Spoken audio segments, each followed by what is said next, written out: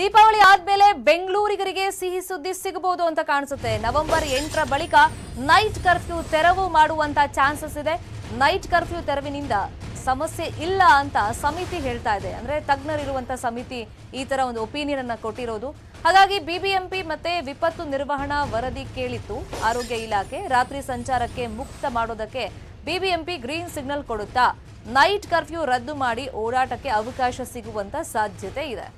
ಹಾಗಂತ Covid appropriate behaviour ಯಾವ ಹಂತಕ್ಕೂ ಮರೆಯಂಗೆ ಇಲ್ಲ. ನಮಗೆಲ್ಲ ವ್ಯಾಕ್ಸಿನೇಷನ್ ಆಗಿದೆ, ಇನ್ಮುಂದೆ ನಾವು ಫ್ರೀ ಬರ್ಡ್ಸ್ ಆ ಥರ ನೀವು ತಿಳ್ಕೊಳ್ಳೋಕ್ಕೆ ಹೋಗಬೇಡಿ. ಕೊರೋನಾ ಯಾವ ಟೈಮಲ್ಲಿ ಬೇಕಾದರೂ ಮತ್ತೆ ಜಾಸ್ತಿ ಆಗ್ಬೋದು. ಈಗ ಒಂದು ಕಂಟ್ರೋಲಲ್ಲಿ ಇದೆ. ಹಾಗಾಗಿ ನೈಟ್ ಕರ್ಫ್ಯೂ ಮತ್ತಷ್ಟು ತೆರವು ಮಾಡೋದಕ್ಕೆ ಈಗ ಚಿಂತನೆ ಇದೆ ಸರ್ಕಾರದ ಮುಂದೆ.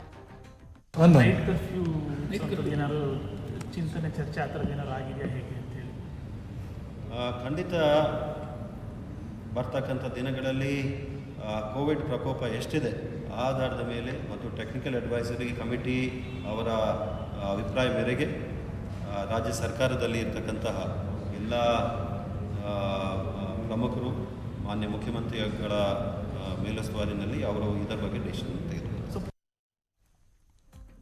ರಾಷ್ಟ್ರೀಯ ಶಿಕ್ಷಣ ನೀತಿ ಬಗ್ಗೆ ಹತ್ತಾರು ಅನುಮಾನಗಳ ಬಗ್ಗೆ ಉನ್ನತ ಶಿಕ್ಷಣ ಸಚಿವ ಡಾಕ್ಟರ್ ಸಿಎನ್ ಅಶ್ವಥ್ ನಾರಾಯಣ್ ಮಾತನಾಡಿದ್ದಾರೆ.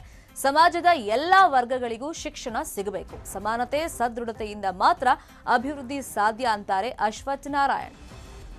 135 ಕೋಟಿ ಜನಸಂಖ್ಯೆ ಇರೋರಿಗೆ ಪ್ರತಿಯೊಬ್ಬರಿಗೂ ನಿಜವಾದ ಸಬಲೀಕರಣ, ಉತ್ತಮ ಭವಿಷ್ಯ ಕೊಡಬೇಕು ಅಂದರೆ ಅದು ಶಿಕ್ಷಣವೇ ಮಾರ್ಗ. ಹಾಗಾಗಿ ಈ ಶಿಕ್ಷಣ 34 ವರ್ಷ ಆಗಿದೆ ನಮಗೆ ನೀತಿ ಬಂದು. 1986ನಲ್ಲಿ ಬಂದಿರೋ ನಂತರ ರಾಷ್ಟ್ರೀಯ ಶಿಕ್ಷಣ ನೀತಿ ಬಂದಿಲ್ಲದಾಗ ಎಷ್ಟು ಜನಕ್ಕೆ ನಮಗೆ ಹಿಂದುಳಿದಿರ್ತೀವಿ.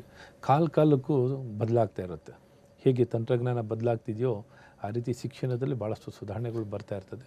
ಅದನ್ನು ಅಳವಡಿಸ್ಕೋಬೇಕು ಅಂತ ಮುಖ್ಯವಾದಂಥ ಒಂದು ಉದ್ದೇಶದಲ್ಲಿ ಅಲ್ಪಸಂಖ್ಯಾತರಿಗಾಗಲಿ, ದೀನದಲಿತರಿಗಾಗಲಿ, ಹಿಂದುಳಿದವ್ರಿಗಾಗಲಿ, ಯಾರಿಗೆಲ್ಲ ಶಿಕ್ಷಣದಿಂದ ಗುಣಮಟ್ಟದ ಶಿಕ್ಷಣ ವಂಚನೆ ಆಗಿರೋಂಥವ್ರು ಮತ್ತು ಶಿಕ್ಷಣವನ್ನೇ ಪಡೆದಿದಂಥ ಜನರಿಗೆ ಎಲ್ಲರಿಗೂ ಶಿಕ್ಷಣ ಸಿಗಬೇಕು. ಬೇಸಿಕ್ ಎಜುಕೇಷನ್ ಸಿಗಬೇಕು, ಕ್ವಾಲಿಟಿ ಎಜುಕೇಷನ್ ಸಿಗಬೇಕು.